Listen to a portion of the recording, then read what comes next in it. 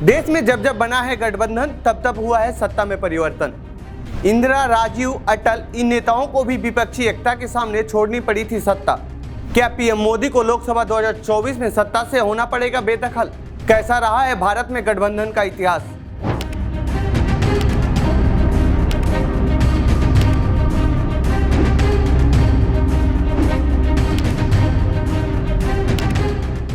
भारत की राजनीति में गठबंधन की सियासत काफी लंबी रही है। आजादी के कुछ सालों बाद ही इसकी शुरुआत हो गई थी। इसकी शुरुआत उस समय हुई थी जब कांग्रेस पार्टी का देश में दबदबा अपने चरम पर था।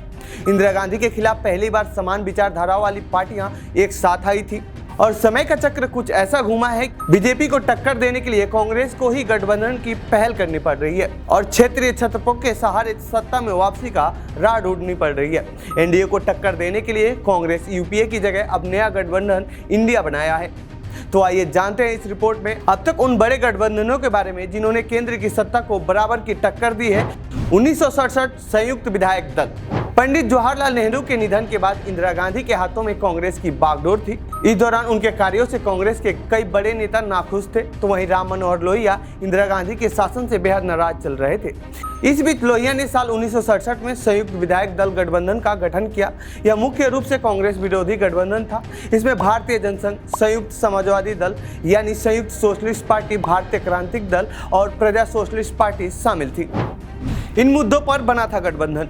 इस गठबंधन के माध्यम से लोहिया ने 7 मुद्दे उठाए थे जिन्हें सप्त क्रांति का नाम दिया गया था।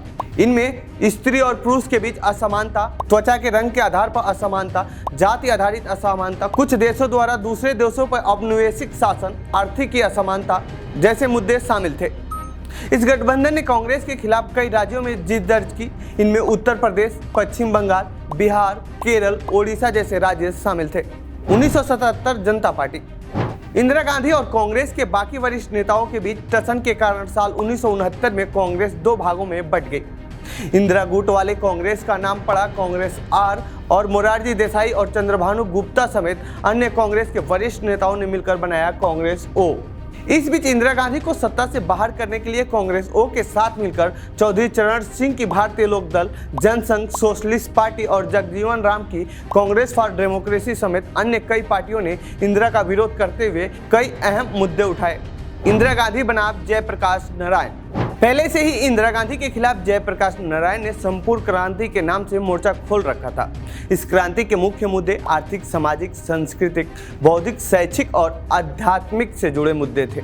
अब इन पार्टियों के साथ आने से इंदिरा की परेशानी बढ़ गई थी। इस दौरान इंदिरा ने इनसे घबराकर 1975 में आपातकाल की घोषणा कर दी। 1977 में आपातकाल को वापस लिया गया और उसके बाद आम चुनाव कराए गए और इस चुनाव में इंदिरा गांधी को करारी हार झेलनी पड़ी और जनता दल ने जीत दर्ज की।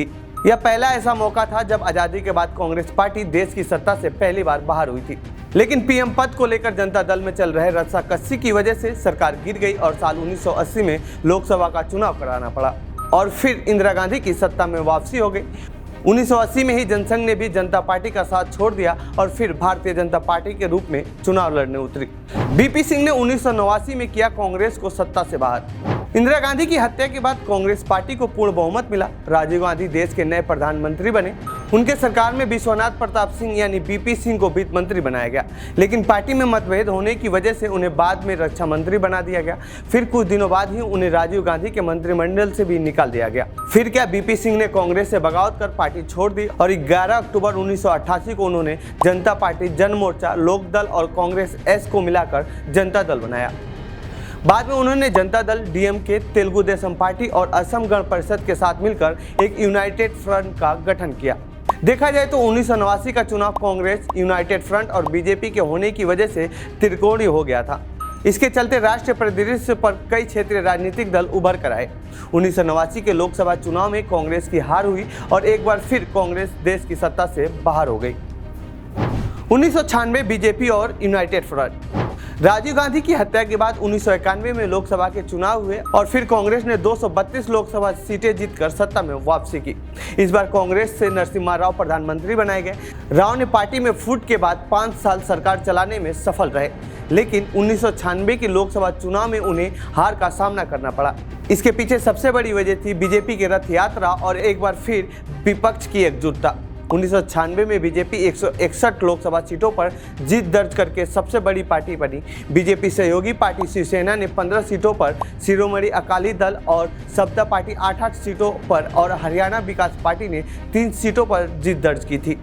इस जीत के बाद अटल बिहारी वाजपेयी देश के प्रधानमंत्री बने, लेकिन मात्र 13 दिनों में उनकी सरकार गिर गई। अटल बिहारी सरकार को गिराकर संयुक्त मोर्चा ने बनाई थी सरकार। अटल बिहारी वाजपेयी की 13 पार्टियों वाली सरकार गिरने के बाद संयुक्त मोर्चा ने सरकार बनाई थी, जिसमें जनता दल, सीपीआई, डीएमके, तमिल मानिला कांग्रेस, समाजवादी पार्टी और अखिल भारतीय कांग्रेस टी जैसी पार्टियां शामिल थी और कांग्रेस ने इसे बाहर से समर्थन दिया था। 1998 राष्ट्रीय जनतांत्रिक गठबंधन यानी एनडीए। 1996 के लोकसभा चुनाव के बाद भाजपा का काडर मजबूत हो गया था। इस दौरान बीजेपी समान विचारधाराओं वाली पार्टियों को अपने साथ लाने की कोशिश की। इस कोशिश में समाजवादी नेता जॉर्ज फर्नांडिस ने अहम भूमिका निभाई और सुशासन के एजेंडे पर एक साथ एनडीए का गठन किया। फर्नांडिस और नीतीश कुमार दोनों समता पार्टी के होने की वजह से साथ आए और उन्होंने बिहार में लालू यादव के एक विकल्प के रूप में उभरे। इस गठबंधन के लिए बीजेपी ने अपने मुख्य एजेंडे जैसे अयोध्या, धारा 370 और कॉमन सिविल कोड को किनारे रख दिया। तो वहीं दूसरी तरफ मुलायम सिंह यादव और शरद पवार ने भी कांग्रेस से दूरी बना ली, जिसकी वजह से एक बार फिर कांग्रेस को सत्ता से बाहर होना पड़ा और अटल बिहारी वाजपेयी की नेतृत्व वाली एनडीए ने सरकार बना ली। 2004 संयुक्त प्रगतिशील गठबंधन यानी यूपीए। अटल बिहारी वाजपेयी सरकार ने अपने कार्यकाल को पूरा होने से 6 महीने पहले ही चुनाव कराने की घोषणा कर दी थी और बीजेपी शाइनिंग इंडिया नारा के साथ चुनाव मैदान में उतरी, लेकिन ये नारा चला नहीं। एनडीए 181 सीटों तक सिमट कर रह गई। इस मौके का फायदा कांग्रेस ने उठाया और क्षेत्रीय पार्टियों के साथ मिलकर यूपीए का गठन किया। कॉमन मिनिमम प्रोग्राम के तहत बना यह गठबंधन 10 साल तक देश की सत्ता पर रहा।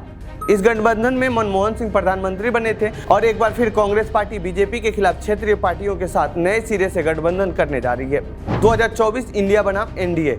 बीजेपी की मोदी सरकार के खिलाफ कांग्रेस, सपा, जेडीयू, आरजेडी समेत 26 पार्टियां एक साथ आई हैं। इस गठबंधन में सबसे बड़ी पार्टी कांग्रेस है। इस गठबंधन को बनाने में नीतीश कुमार और लालू यादव का बड़ा योगदान है। अभी तक का इतिहास रहा है कि जब जब सत्ता के खिलाफ विपक्षी पार्टियां एकजुट हुई हैं, सत्ता में परिवर्तन दिखा है। अब देखने वाली बात होगी कि क्या अब सत्ता में परिवर्तन होगा या नहीं। तो ये थी देश में बने गठबंधन और सरकार से जुड़ी हमारी रिपोर्ट। आपको कैसी लगी ये रिपोर्ट कमेंट बॉक्स में बताएं। साथ ही इस पूरे मामले पर आप क्या कहना चाहते हैं कमेंट बॉक्स में लिखें। बाकी देश दुनिया खबरों के लिए बने रहिए जनसत्ता के साथ। धन्यवाद।